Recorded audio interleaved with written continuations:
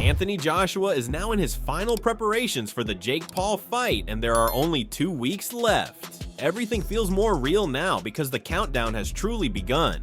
Joshua knows this is a big moment, even if people joke about it online. He wants to stay sharp, stay focused, and make sure nothing is left to chance.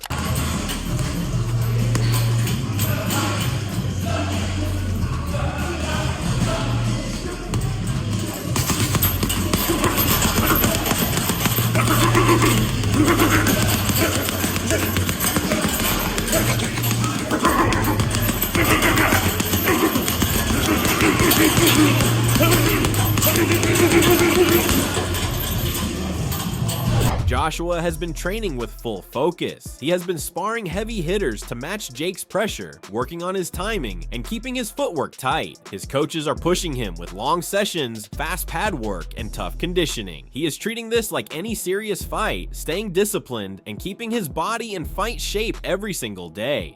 Okay. If I was fighting you, I wouldn't want to be out here getting my head jabbed off. I'll go single leg, I'll lift your leg up, and then rotate my hips. You're not going to just lie there, you're going to try and get up. Yeah. I take you back, so I control your wrist. Other arm comes around your head, and I put my chin over it, and then just... It goes tighter? Yeah. That's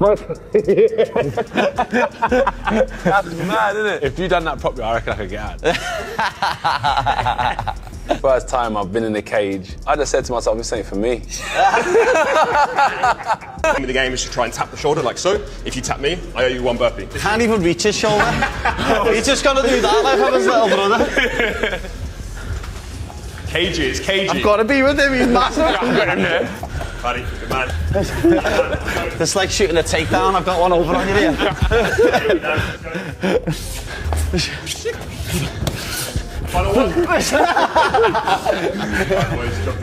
I needed this, really sweat them chicken wings off, Recently, Joshua explained that he is not preparing for Jake as a YouTuber. He said he is getting ready for the version of Jake that sees himself as someone special. He takes that mindset seriously, so he trains for the confident version of Jake and not the one people joke about. And do you prepare any differently? Are you preparing to fight a guy who you see as a YouTuber, a celebrity, or are you preparing like I'm fighting a top heavyweight fighter? Yeah, because he thinks that he thinks he's the one. Yeah. So that's what I'm preparing for. I'm preparing for the one who thinks that he's, you know, like the Matrix. He thinks he's the chosen child, the problem child. So I'm preparing for that type of person. That's his mentality. So I'm preparing for that type of person. I'm not preparing for the person everyone thinks he is. I'm preparing for the person he thinks he is. He also talked about how Jake's self-belief is real. He said Jake truly thinks he can win, and he understands that Jake walks into this fight convinced he can shock people. Joshua knows fans see this as an easy fight for him, but he does not rely on that. He prepares because he respects how Jake carries himself. Anthony, let me ask you about that, because you listen to every boxing analyst, every current fighter, retired, I mean, you name it, and they say Anthony Joshua is going to go in there and he is going to destroy Jake Paul. But on the other hand, when you listen to Jake talk, that's obviously not what he's saying. He said, I'm going to win, I'm going to shock the world. And he sounds like he is truly confident in himself. Do you think, is that false bravado, or do you believe, Anthony, that Jake believes he is going to go in there and beat you on December 19th? Do I believe that? Do you believe he thinks that, or is it? Yeah, I do fake? believe he thinks that. I do believe he thinks that. He made it clear that he understands the pressure people put on him. Fans expect him to knock Jake out early, and he said he fully understands why they think that way. He holds himself to a high standard too, so he feels he should get the job done in a strong way. Anthony, every fight that you've taken, it's always a massive fight against a top opponent. And I'm sure you want to go in there, you want to get a knockout, but the idea is to win the fight. I think this one may be a little bit different from the standpoint that I already hear people saying, if AJ doesn't knock him out in the first round, in the second round, then he didn't really win the fight, even if he ultimately does win the fight on the scorecards. Do you feel that sort of pressure to not just win, Anthony, but also knock Jake Paul out? Yeah, I understand. I really understand where they're coming from. I understand. I get it. I know the expectations and demands these fans have, and I respect it. If I didn't respect it, I'll be honest with you and say, nah, they're talking rubbish. But I do get it, because I hold myself in that same regard. So I need to do it. And that's my intention, to seek and destroy.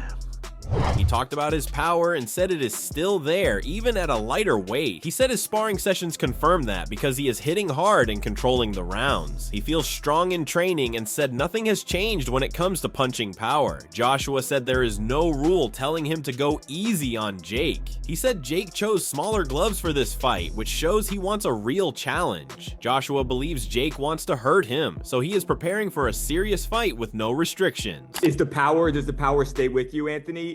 Even at a couple pounds lighter? Yeah. Well, you got different types of power. You got the power that you generate, like in sparring and on the heavy bag, and I'm controlling the sparring partners pretty well. I'm hitting them hard. They're hitting me hard. We're doing good rounds, and then the power in the gym hasn't dropped off either, so that's good. So all round. Okay, because Anthony, you know, and people have already started saying this. Is there any clause that says you need to go easy on Jake Paul? Honestly, I haven't seen that part, but no, there's no clause. I heard that he fought Mike Tyson in 14-ounce gloves. I heard that he was going to fight Javante in 12-ounce gloves, and then he chose to fight me in 10-ounce gloves. So there's no part. He wants to go easy. Then I think he wants to hurt me. I think he wants to take me out. Scott Welch gave a very clear prediction about Anthony Joshua and Jake Paul. He said the fight makes sense because the boxing world has changed and the money is huge, so of course AJ took it. He explained that Jake has a lot of young fans now, which is why these events even happen, but he still feels the level gap is massive. Listen, I believe this. I believe that the boxing world is a changing world. I think especially over the last kind of 4 or 5 years. A lot of stuff is happening. Do I think they should do this? Listen, there's so much money on the line that why wouldn't you? Why wouldn't you do it? Is it good for boxing? It's probably not good for boxing, but is it good for Jake Paul's fans who are boxing fans? I mean, the majority of people who you ask now, who are their favourite boxers.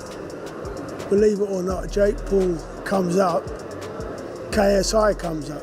You know, these guys come up in an everyday thing with the youngsters. So who knows? I mean, they're getting more fans, it seems, than the AJs and the bigger ones, you know? Scott said Joshua is doing the right thing by taking the payday because boxing is a tough sport and money is what stays with you after you retire. He said belts are nice, but they do not pay your bills later. He understands why AJ accepted the fight and said anyone would take that kind of offer. I mean, I would never want to say that, but it's a changed world, right? It's an absolute changed world, and I think that it's important for us, obviously, not to get stuck from what was happening 20 years ago to what's happening now, because whether you want to call it influence of boxing, but ultimately money talks. We know that Anthony Joshua is not going into the ring with Jake Paul, regardless of however mismatch you believe it is, unless he's getting paid a ridiculous amount of money. We know that Joshua is getting paid a ridiculous amount of money, so... Absolutely. So that's what I mean. Why wouldn't you? Why wouldn't you take it? You'd be a fool not to. If you're getting offered, I mean, the whole thing about your career when you finish your career. Then he gave his actual prediction. He said Joshua wins the fight easily. He does not think AJ needs to rush for a quick knockout. He believes AJ will take his time, use his size and skill, and slowly break Jake down. Scott thinks the fight will last around round 7 or 8 because AJ will show his boxing and control the whole thing. I think, listen, I think Joshua wins easy. I think he wins easy. So, I don't see that he'll probably go out to busting that quick. I think he'll probably take him apart around about 7 or 8, somewhere around there. It's going to go 7 or 8. That's crazy. No one I spoke to thinks it's going to go. He'll play the game. You reckon? He'll play the game. Yeah, he'll play the game. No. Chris Algieri explained that Joshua still hits like a truck. He talked about how the Ngannou knockout stays in his mind when he thinks about this fight. For Chris, that moment alone shows how hard Joshua still punches. He said Jake simply has not been in with someone this big and this powerful. That is why he does not think Jake can survive if Joshua starts landing clean shots early. Very long. I mean, we're talking about Anthony Joshua. I keep seeing Francis Ngannou getting decapitated over and over and over again in my head when you talk about him fighting. The guy is still super dangerous. He, punches like a mule kick, and he's an Olympic gold medalist. Tons of experience. So, from what I've seen at the press conferences, Joshua is very jovial. Which kind of throws me off about what this actually is. Is he just happy because he's making a lot of money?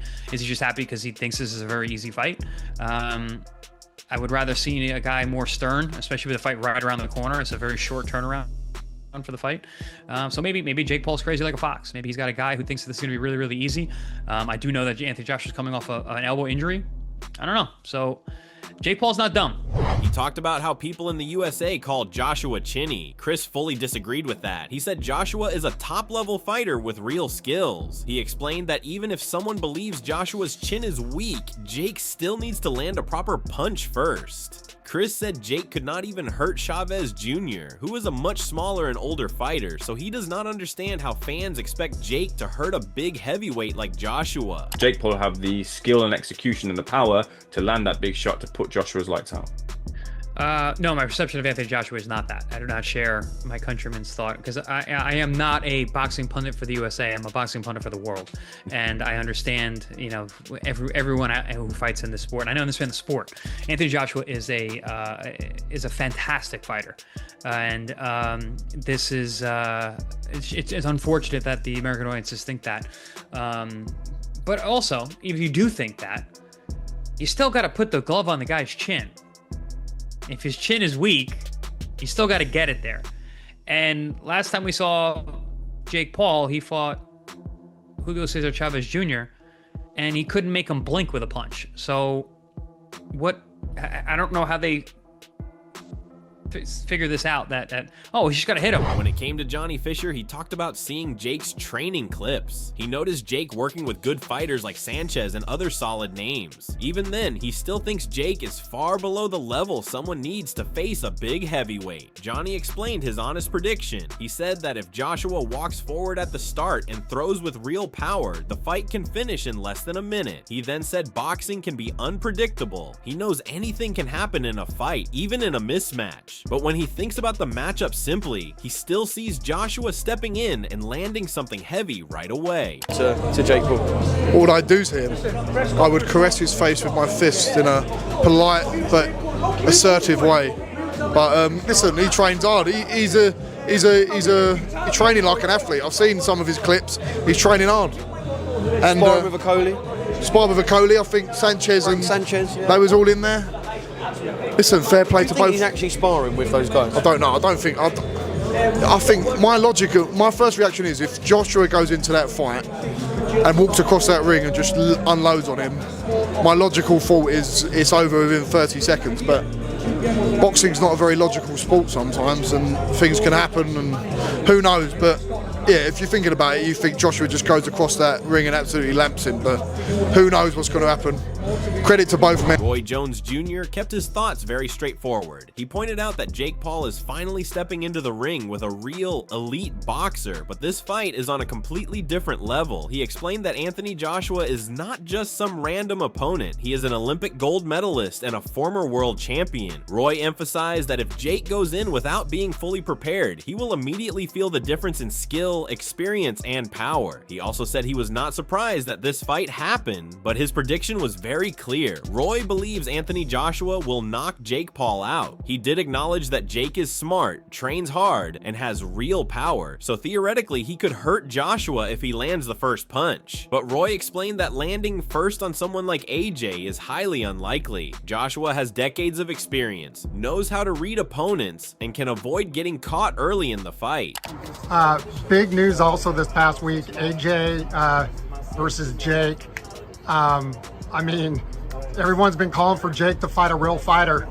What do you think? And Jake gonna fight a real fighter, and if the real fighter fights like a real fighter, then Jake gonna take a real nap. AJ is So now you've heard from all the experts. They've broken down just how serious and dangerous this fight could be. Anthony Joshua is treating it like a real challenge. Even if some people think it's a crazy matchup, he knows he can't underestimate anyone in the ring. Every punch, every move counts, and AJ is making sure he's prepared for everything Jake might throw at him. And Jake Paul, well, he's stepping into the biggest test of his career so far. He knows this isn't like any of his previous fights. With just 2 weeks left until fight night, both fighters are pushing themselves harder than ever in training. Every day they're drilling, sparring, and working on strategies, leaving nothing to chance. The intensity in camp is at its peak, and both of them are focused on being ready for that moment when they finally step into the ring. So, what do you think? Do you agree with the experts who see this as a fight AJ is likely to control, or do you think Jake might pull off a shocker and change everything in those 2 weeks of final preparation?